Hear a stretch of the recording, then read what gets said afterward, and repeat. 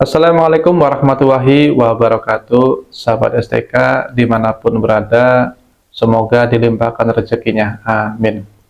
Sahabat STK yang berbahagia, STK banyak pertanyaan dari teman-teman kita, para hafidz Quran, bagaimana menghafal Al-Quran.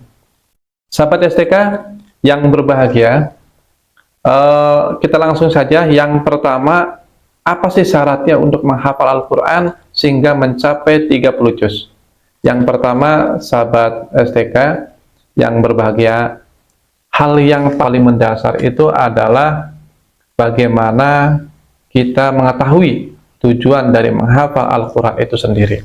Banyak para santri disuruh orang tuanya suruh menghafal Quran, tetapi tidak dikasih pemahaman terhadap santri atau anaknya untuk menghafal Quran itu untuk apa.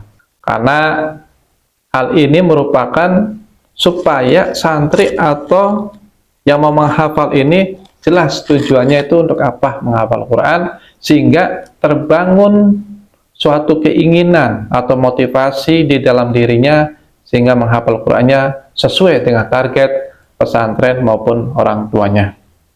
Tapi banyak kasus-kasus di luar sana dipaksakan anak-anaknya, kamu harus menghafal 30 juz, hafal Quran biar ayah ibundanya masuk surga, ya, dapat syafaat Al-Quran. Sedangkan anaknya pengang-pengong, belum pernah nyantri, belum pernah ini, langsung dikituin. Akhirnya apa? Akhirnya anak ini memberontak di pesantren, dan anak ini galau, malah ada yang stres, dan yang lebih parah adalah dia kabur tanpa sepengetahuan guru di pesantren maupun orang tuanya. Mudah-mudahan dengan adanya pemahaman sebelum menghafal Al-Quran itu dipahamkan dulu bagaimana menghafal Al-Quran itu harus diawali dengan untuk apa menghafal Quran tujuannya. Yang kedua adalah beradaptasi dalam menghafal itu.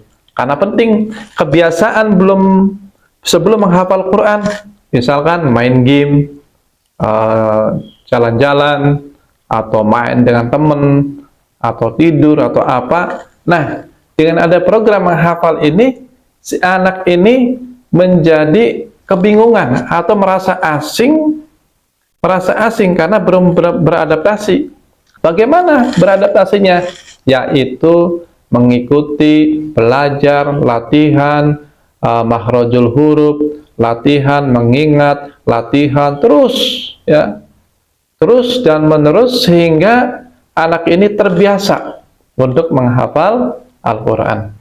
Yang ketiga adalah setelah beradaptasi, kadang namanya manusia itu memiliki titik jenuh, di mana otak ini akan terbebani oleh informasi yang biasa dihafal ini, bertumpuk-tumpuk, akhirnya apa?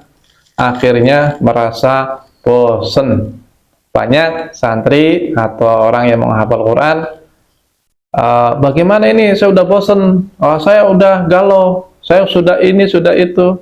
Caranya bagaimana? Yang ketiga ini adalah memotivasi, baik dari internal maupun eksternal.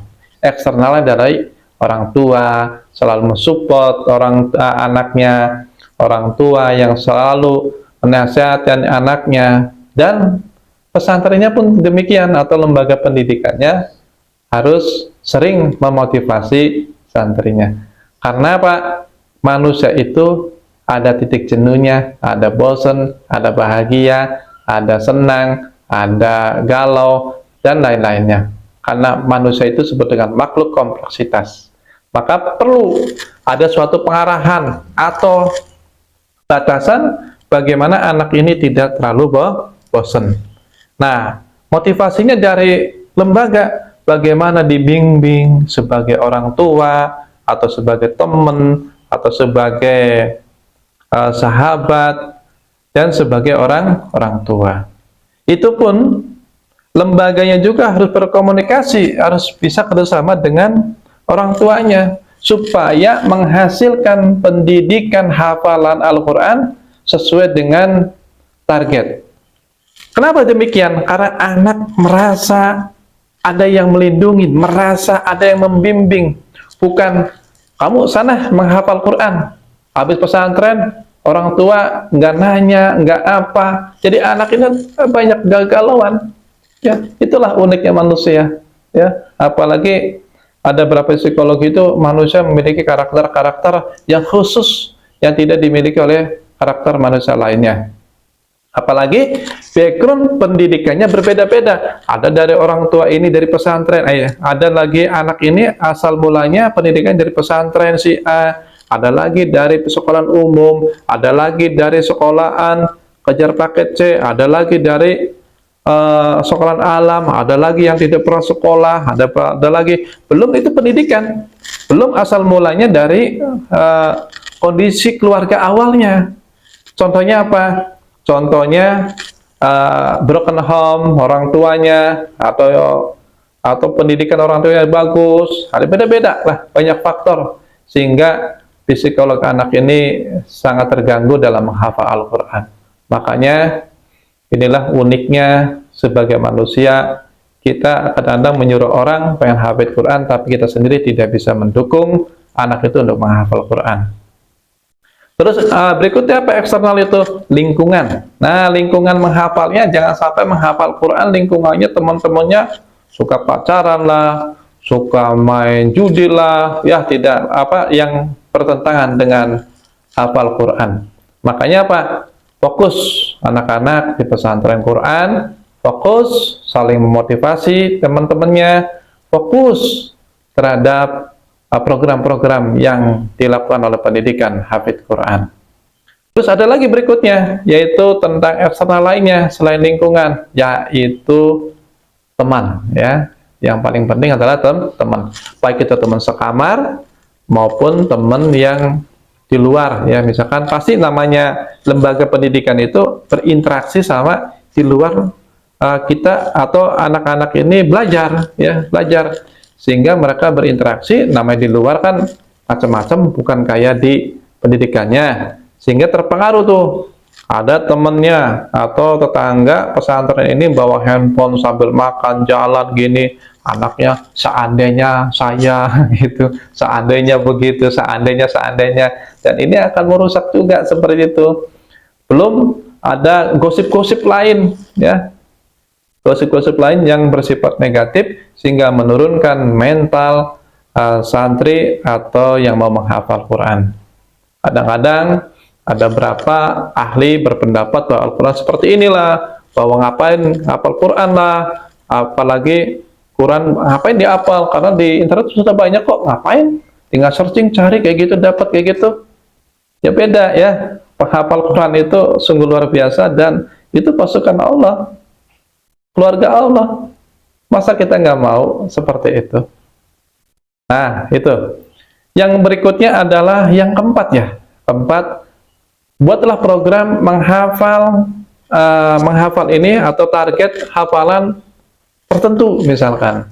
Misalkan target di pendidikan hafidz Qur'annya adalah 6 halaman per hari. Nah, dalam 6 per hari ini bukan langsung anak ini langsung dihajar satu hari itu 6 halaman, ya stres, beban, karena manusia itu menghafalnya bertahap. Kayak manusia itu perkembangannya dari lahir sampai gede itu nggak langsung lahir langsung jadi ada jenggotannya atau ada kumisnya atau udah beruban atau udah tua ada kakak, enggak. Manusia itu bertahap, berstep by step. Makanya dicoba dulu cara membaca yang benar. Yang kedua, bagaimana dia lancar membacanya dulu. Yang ketiga, anak-anak ini bisa menghafal cukup setengah halaman sehari, udah lancar, baru ke 1 halaman, terus sampai sesuai dengan target. Maka butuh waktu manusia perubahan itu sebetulnya nggak lama, paling lama 3 bulan, ya, paling cepat 1 bulan. Nah, di antara rank 1 sampai 3 bulan itu anak sudah beradaptasi, bisa menghafal 7 halaman atau 6 halaman. Sangat mudah sebetulnya. Tetapi dalam perjalanannya kan namanya manusia, otak manusia itu terbebanin dengan berbagai macam. Ada kebutuhan primer, ya, kebutuhan makan, saya nggak makan-makan, ada iri, yang satu transfernya gede untuk makan per bulannya, ada yang satu anak yatim yang nggak dapat apa-apa dari orang lain. Nah, ini faktor-faktor yang sangat mempengaruhi mental untuk menghafal Al-Quran itu sendiri. Yang berikutnya adalah 5, konsisten sampai terbiasa. Setelah 6 halaman itu, maka butuh konsisten, terus dijaga sampai 30 juz. Jangan ada kendor itu, terus. Orang lain libur, terus menghafal.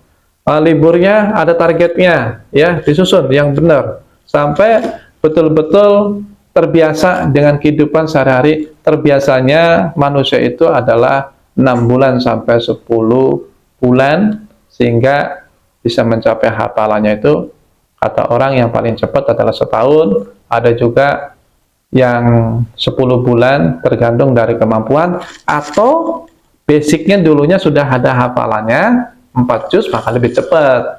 Bayangin kalau anak ini ngaji pun belum bisa, boro-boro menghafal 10 bulan, ya kan? Nah, dengan adanya metode tadi yang ada 5, insya Allah dari yang tadinya belum bisa membaca Quran sampai dia 30 juz, insya Allah bisa. Pasal yang pertama, ini menurut teori STK.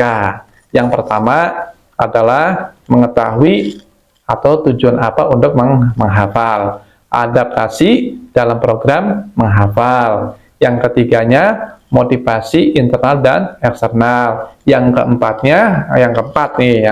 adalah buat program menghafal atau target hafalannya. Yang kelima adalah konsisten sampai target hafalannya, misalkan 6 sehari. Nah, yang keenamnya adalah tetap di murojaah, karena namanya ilmu pengetahuan. Misalkan saya nih ahli komputer, algoritma, ya, algoritma runtunan, algoritma pengulangan, algoritma tradisional. Kalau skill kita ini nggak pernah diasah, ya gimana kita mau jadi ahli? Sama kayak menghafal Quran juga. Ya kalau sudah hafal, mentang-mentang sudah hafal, sudah nggak mau baca, apalagi murojaah, ya salah besar. Karena hidup itu selalu diasah dan diasah, sehingga ketajamannya akan selalu sama. Gitu aja sahabat STK secara singkat, mudah-mudahan bermanfaat bagi sahabat STK, terutama santri penghafal Quran atau lembaga pendidikan yang memiliki muridnya untuk hafal Quran, ya kayak SMP, SMA, atau perguruan tinggi, atau pesantren yang mengkhususkan untuk menghafal Quran. Ingat, ada hak juga untuk santri, jangan dieksploitasi, tetapi bagaimana kita menghadapi kondisi perkembangan, apalagi anak-anak ini biasanya menghafal Quran itu dari umur 12 tahun sampai 20 tahun.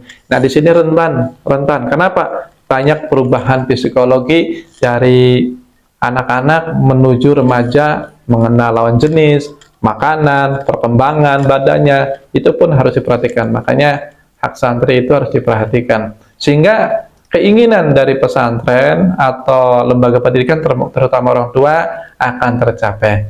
Mohon maaf, ini bukan menggurui atau memberikan suatu pendapat yang mutlak, tidak, tetapi di sini hanya ketok tular, saling sharing. Ini pengalaman STK selama ini.